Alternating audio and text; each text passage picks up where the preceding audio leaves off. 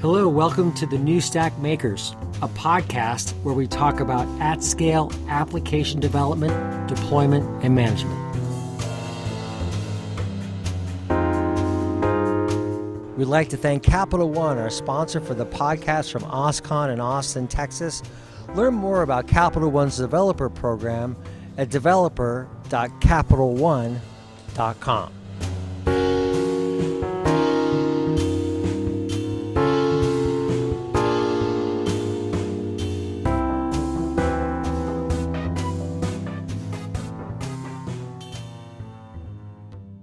Hey, it's Alex Williams, the New Stack, here at OSCON in Austin, Texas.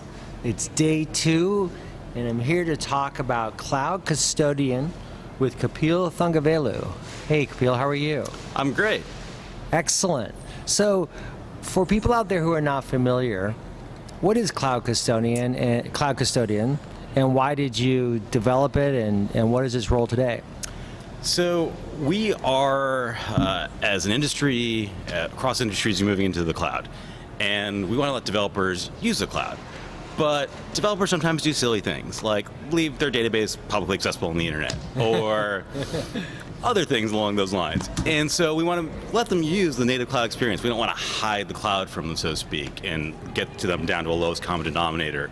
We want to put guardrails on. And we want to do guardrails not through process and checklists, but through automation that's real time, that is reactive, and puts those guardrails on to keep developers in a safe space and be productive without having to do the manual side. So automated guardrails, and that's sort of where Custodian came out. Was the original need for Custodian was born out of that. Like, how do we tag our resources? How do we do encryption at rest and enforce that?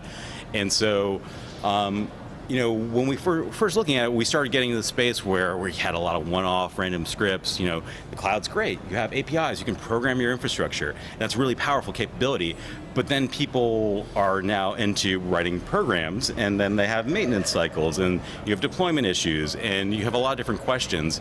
And a lot of these scripts just ended up being one-offs. And so you didn't want to get into a place where you have hundreds of random scripts representing different controls deployed by different people.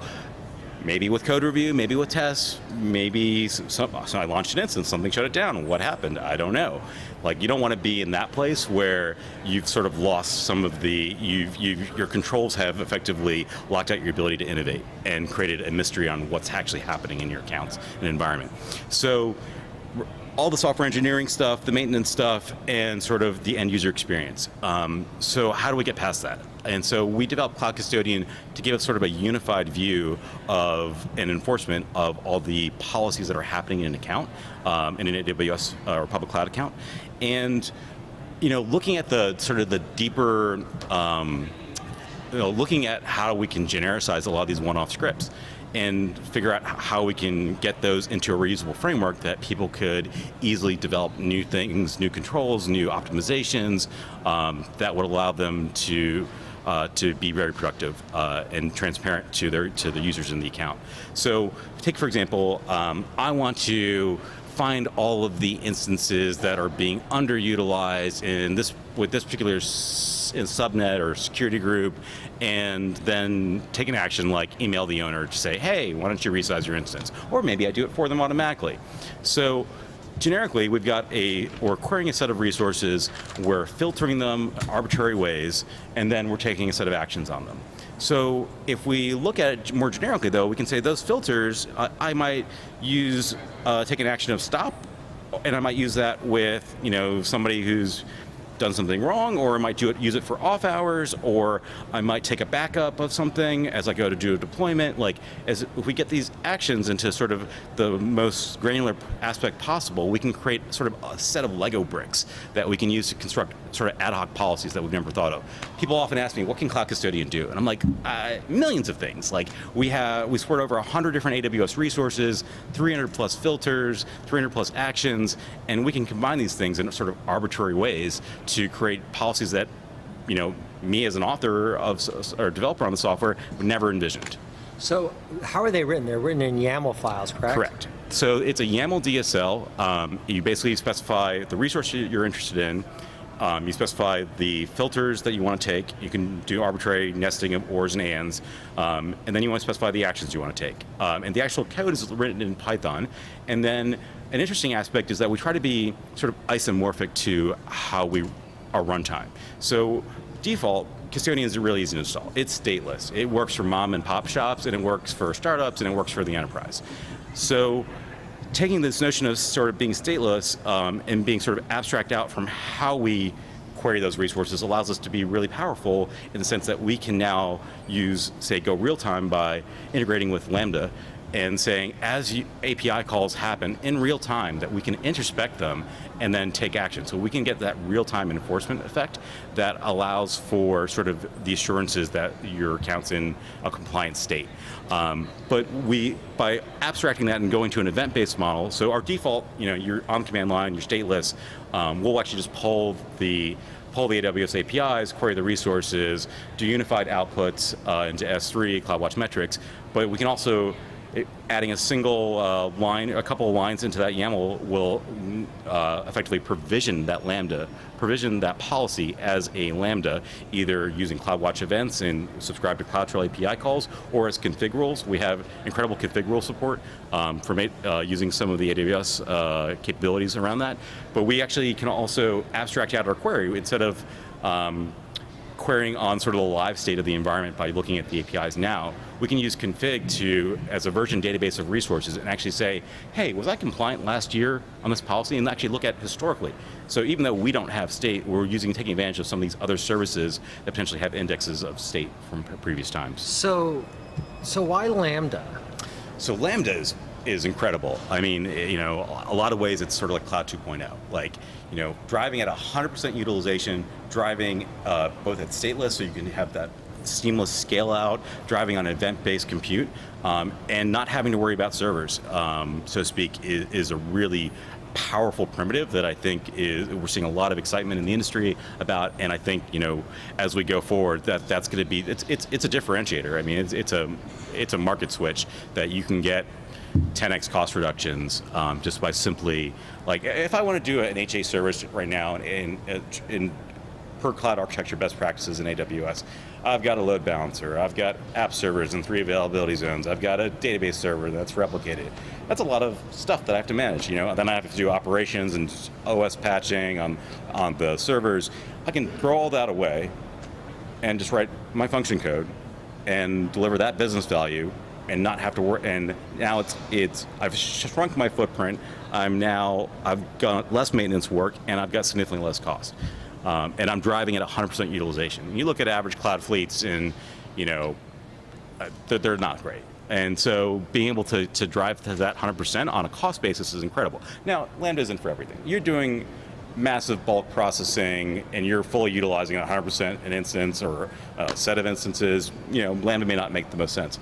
But for most business applications, most API things, they're sort of sitting there waiting for that load, and going event-based. Waiting for the load. Right. And so going event-based allows you to say, well, I'm not running anything until there's an event, until there's something to happen. So there's a savings there. There's a huge savings there. Right.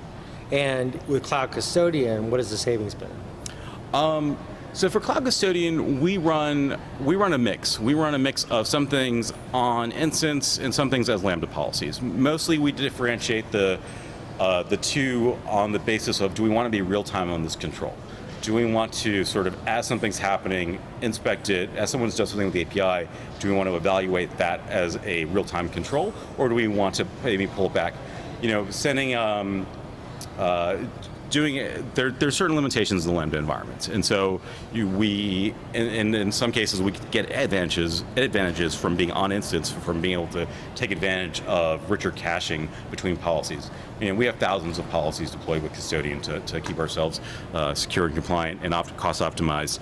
And in some cases, having those policies be on instance lets us be much more efficient about how we use the APIs than if we were deploying them as individual Lambdas out in the wild. I see.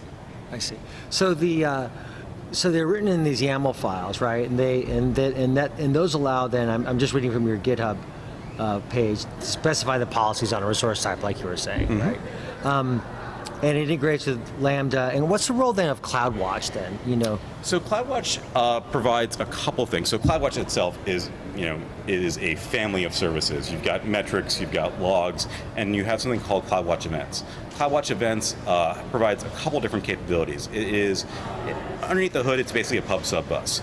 But the things that flow on that pub sub bus are really interesting. You can get, as your instances in an ASG come up, they sort of notifying that pub sub bus. Right. As any API call is made, then anything that would go into CloudTrail, it gets sort of pushed out on that pub sub bus. So you can get some really rich capabilities of sort of introspecting things as they're happening in real time by using CloudWatch events. So Custodian hooks into that to sort of give us that ability to react in real time to things as they're happening in the environment. So CloudWatch then plays a pretty important role with Lambda. Yes. And CloudWatch, did Cloud Custodian come before CloudWatch? It did. Cloud Custodian started off in fall of 2015 is when we started starting it off, and it was sort of primarily that poll-based thing. Roughly like December of that year, I started looking at. I caught wind of some CloudWatch events making its way into the world, and was like, wow, this is amazing. This is the best thing since sliced bread. And so I started integrating with Lambda support. And at the time, there wasn't really much by way of these Lambda frameworks that we see today. Most of them didn't exist at that time. So I was going through the SDKs and we built effectively a serverless framework. It's built into Custodian itself. And we use that to just get that full addressability of the things that we want to do with policies into these Lambda functions as far as our event sources that we want to address. And in retrospect, looking at that ecosystem today, there's a lot of great tools out there. The serverless framework in Custodian is not meant to be general purpose. It's meant to sort of satisfy that need that we had that we wanted to solve. But right now I'm a huge fan of just deploying things with makefiles using the serverless application model, the SAM CloudFormation templates that AWS came out with. So that's really your great. framework then? That is our framework for some of the newer things that we're doing. Right. So we're sort of building out API gateways and using some of these other tools. That capability is really nice to use a goal-based system. So yes, so Custodian continues to evolve its internal framework. And we've looked at potentially reusing, switching out to the SAM CloudFormation template-based deployment. There's a bit of question of is it as speedy as traditionally as we want it to be? We want to keep a light, live, interactive experience when they're sort of doing their policy authoring. So Cloud Custodian, is 2 years old then about? We released it publicly in April 2016. April 2016. At the AWS Chicago Summit. Okay, and so it's a year old, so thereabouts. Yep. So where do you want to? What's next? What's the roadmap looking like? So we've got a couple of different things. We've sort of been building out additional tools that are sort of helpful to the operations with Custodian. We've got startups building their own graphical UIs on top of Custodian, and we want to sort of we want to get better about a couple things. One is getting visibility into, we do have some indexing tools that will actually index CloudTrail so you can see sort of quality of service of your account, like is somebody abusing the API, sort of some of that big data processing. Doing some indexing on all the CloudWatch metrics that Custodian outputs to be able to give people sort of rich dashboards. Some of the new features that AWS has introduced that sort of give that multi-account management view. Right now, in Custodian land, we support role assume across accounts. People have, we run it across many accounts, other companies do as well. And so, but baking that more into using some of the organization's features that AWS has to be able to do the hierarchical management of policies, I think is where we want to go. So sort of more dashboarding, more indexing, and then turning around to other analysis problems around big data with flow logs, and then getting to some of the multi-account management as a first-class citizen. Multi-account management as a first-class citizen. So multi-account management meaning then multiple people could be working on the same instance? Well, if we look at most organizations, in general, like best practices around AWS, you might, there's a lot of different philosophies and mentalities and operational models here. But a lot of organizations will have lots of different accounts for their divisions, maybe even down to their app team, maybe even down to the developer. And so dealing with that hierarchy of account management becomes sort of really important, because you may have a set of policies that apply to your dev accounts and your, you know, as well as at a division level and organization level. And so mapping, sort of keeping a context-free Conway's law and allowing people to model that as they do their policy management. Excellent. Well, Kapil, thank you so much for taking some time to talk about Cloud Custodian and its where it is, and a little bit about its roots and where it's going forward. Appreciate your time and look forward to keeping in touch. Sounds good. Thanks.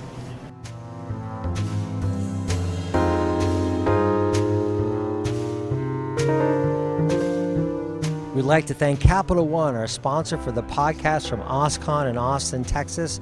Learn more about Capital One's developer program at developer.capitalone.com. Listen to more episodes of the New Stack Bakers at thenewstack.io/podcasts. Please rate and review us on iTunes, like us on YouTube, and follow us on SoundCloud. Thanks for listening, and see you next time.